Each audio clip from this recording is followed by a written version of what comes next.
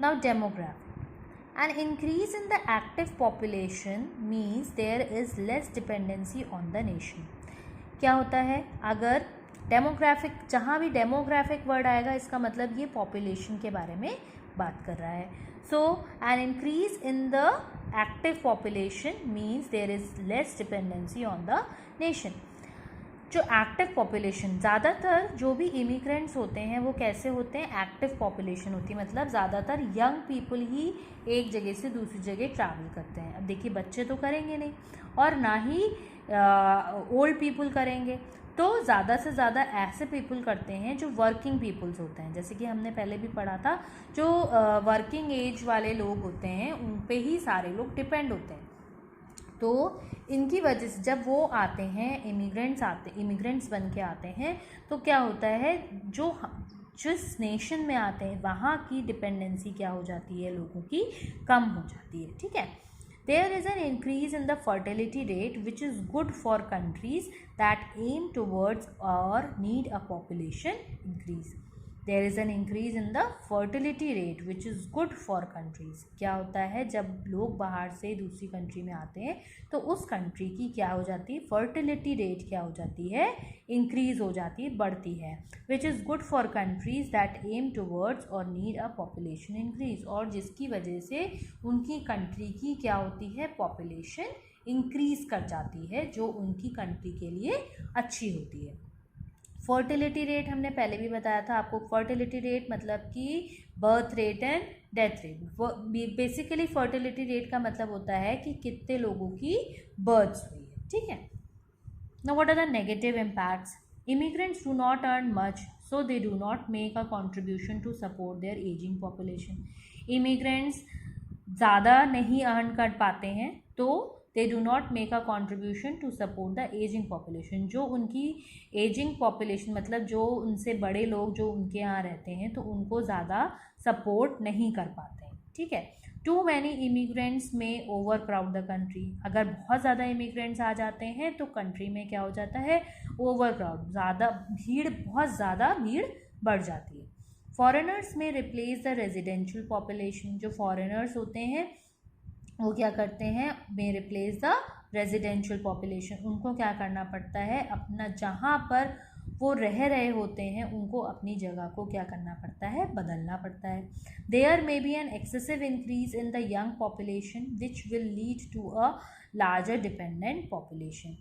क्या होता है, there may be an excessive increase in the young, और क्या होता है, जब ज़रूरत से ज़्यादा यंग पॉपुलेशन आ जाती है तो क्या होता है, which will lead to a larger dependent population, जिसकी वजह से क्या होता है, वो ऐसी डिपेंडेंट पॉपुलेशन को बहुत ज़्यादा इंक्रीज़ कर देती है, जिसकी वजह से ज़्यादा लोगों को जॉब चाहिए होती है, एम्प्लॉयमेंट अपॉर्चुनिटीज़ चाहिए होती हैं, जो हमेशा हर कंट्री में अवेलेबल नहीं होती. Since men are the most common immigrants, they may outnumber the female gender, leading to a skewed sex ratio. क्या होता है, ज़्यादातर जो इमिग्रेंट्स होते हैं वो मेन ही होते हैं. ठीक है. क्योंकि एक कंट्री से दूसरी कंट्री में जाना ये ज़्यादातर मेन ज़्यादा अफोर्ड कर पाते हैं. स्पेशली अगर हम अपने इंडिया की बात करें तो गर्ल्स जो वुमेन होती हैं वो कम ही एक कंट्री से दूसरी कंट्री जाकर रहना पसंद करती हैं. सो उससे क्या होता है, they may outnumber the female gender leading to a skewed sex ratio. और उसकी वजह से क्या हो जाता है, जो फीमेल जेंडर का जो नंबर होता है, नंबरिंग होती है, वो क्या हो जाती है, कम हो जाती है. और जिसकी वजह से क्या होता है, स्क्यूड सेक्स रेशियो हो जाता है. मतलब कि जो सेक्स रेशियो होता है उसमें बहुत ज़्यादा डिफरेंस आ जाता है. Next is political issues. Political सब जानते हैं, पॉलिटिकली क्या इफेक्ट करता है डेस्टिनेशन कंट्री पे. The introduction to new cultures में promote better relations between countries.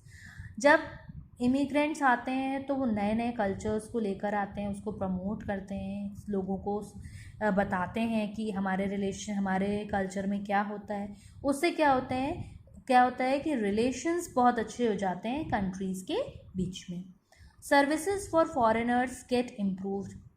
जो फॉरेनर्स की जो सर्विसेज होती हैं, फॉरेनर्स के लिए जो सर्विसेज होती हैं वो धीरे धीरे क्या होने लगती हैं, इम्प्रूव होने लगती हैं.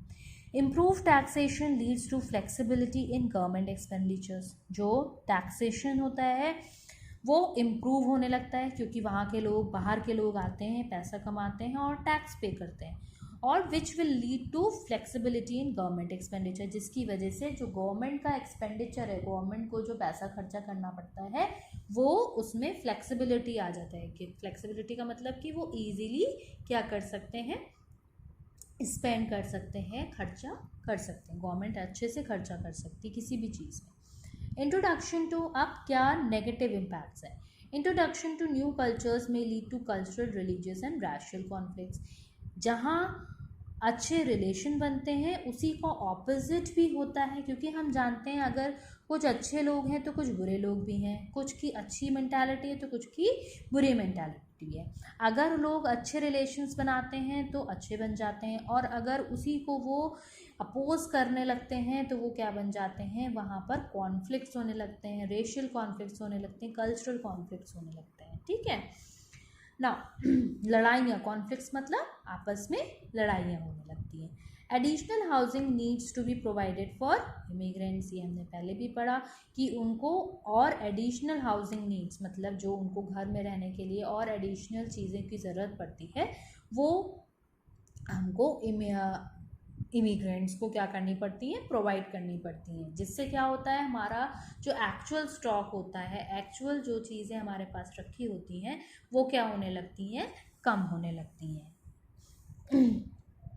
नाउ एनवायरमेंटल, अब एनवायरमेंटली देखेंगे तो जो नेगेटिव इम्पैक्ट पड़ेगा, इसमें पॉजिटिव इम्पैक्ट कोई नहीं पड़ता है, नेगेटिव इम्पैक्ट पड़ता है। That is, allowing more people into the country demands a greater supply of basic necessities for the immigrants.